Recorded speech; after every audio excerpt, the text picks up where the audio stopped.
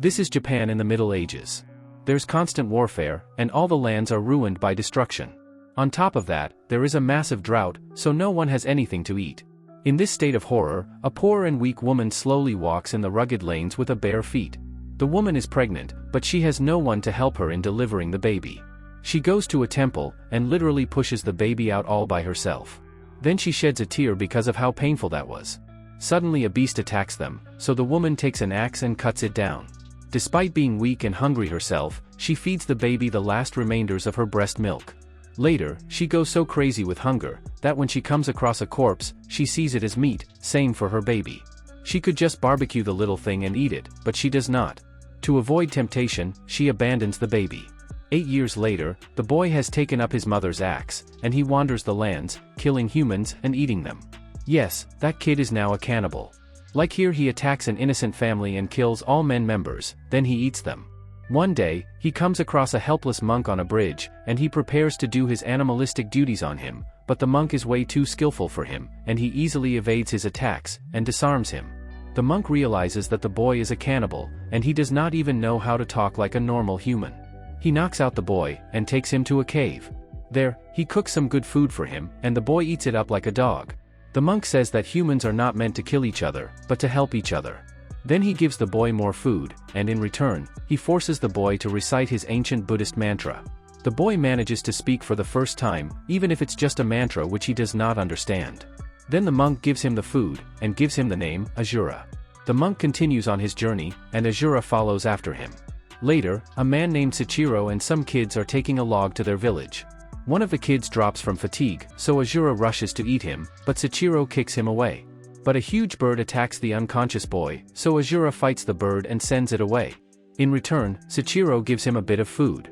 The other kids say he's like a dog, and Sachiro and the boys continue taking the log. They have to pass another village, but some kids throw rocks at them and demand payment to let them pass. Sachiro has nothing to pay them with, so the boys throw more rocks at them.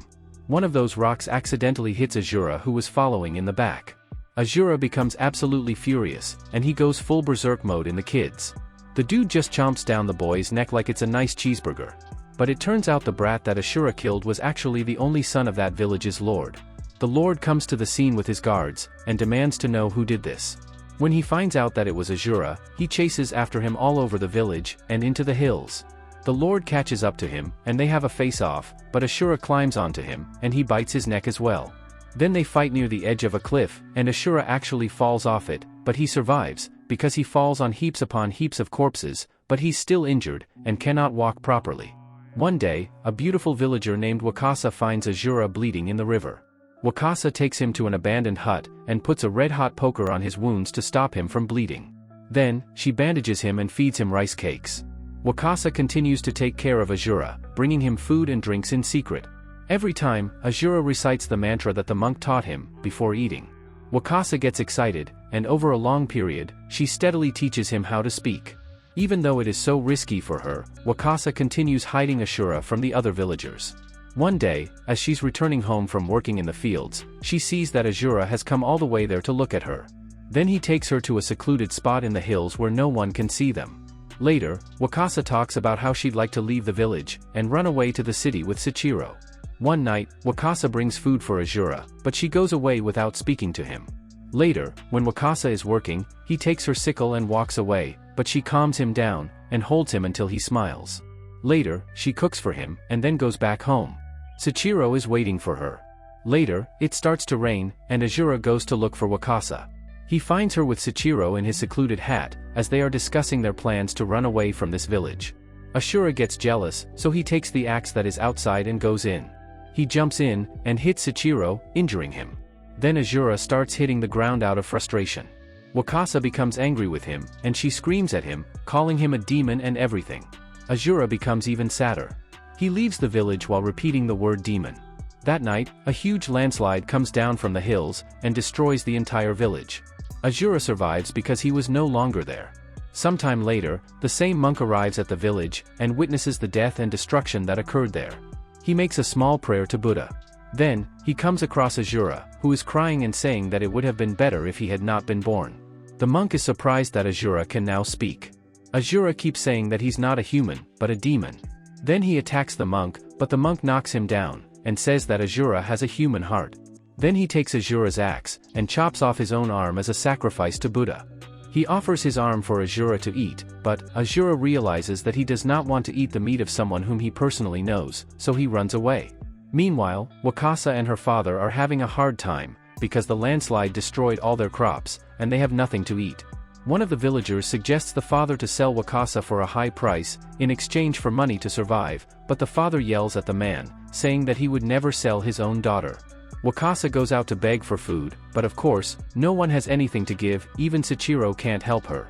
Over time, both Wakasa and her father become weak, and they start dying.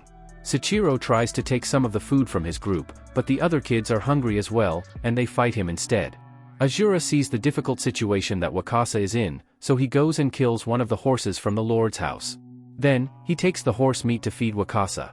When the Lord finds out that Asura is still alive, and killing his horses, he calls all the villagers to haunt him. He offers a reward of lots of rice to whoever kills Asura. Wakasa's father also prepares to join the hunt, but just then, Asura himself enters their home, and puts the horse meat in front of them. Both Wakasa and her father almost become mad with temptation, but Wakasa throws the meat away, as she believes that it's human meat. Even when he says that it's horse meat, she does not believe him, but her father believes him. Asura gives him half the meat, which he devours raw. Then he secretly runs away. Asura cries, and begs Wakasa to take the meat. He says that he just wants to help her, so that they can become friends like before, but Wakasa still hates him, and she refuses to forgive him. Instead, she decides to just lie down and die. Asura cries and says that he wants her to live, that she must live. Just then, the Lord arrives with all the villagers, brought by Wakasa's father, so Asura rushes at them, and dodges all their attacks, and he runs away into the forest. The whole village comes after him, and their torches light up the night. Asura ambushes many of the villagers, and kills them one by one. The Lord comes after him solo, but Asura hides in the grass. Then he surprises the Lord, and knocks him off his horse. The whole scene is set up like the final battle of Sakura, but it's less dramatic. Asura literally one-shots the Lord, who just drops and dies without even a second health bar. Asura then runs away, while the villagers still come after him. He managed to trap him on a broken bridge, and they burn it from both sides, so Asura runs toward one of the ends, and goes full Legolas over it, but it's no use, and he falls down. Later, we see that the whole forest has been burnt top by the villagers' fires. Sometime later, Sachiro and the boys takes Wakasa's corpse away. On the way, Sachiro sees Asura, but neither of them does anything to the other, they just pass by. After all, they both have their own pain. Much later, Asura has now grown up, and he's a monk as well. He makes wooden Buddha sculptures. While the main monk says that Asura has learned to live despite all the troubles he has faced, that's what makes humanity so beautiful. In the post-credit scene, we see that the land is no longer barren and suffering, it's now rich, and green, and prosperous. Huge cities have popped up, and the people seem to be doing well. And that's where the video ends. Let me know your thoughts on this anime. And if you enjoyed watching this video, consider liking and subscribing for more like it. Thanks for watching, and I hope to see you next time.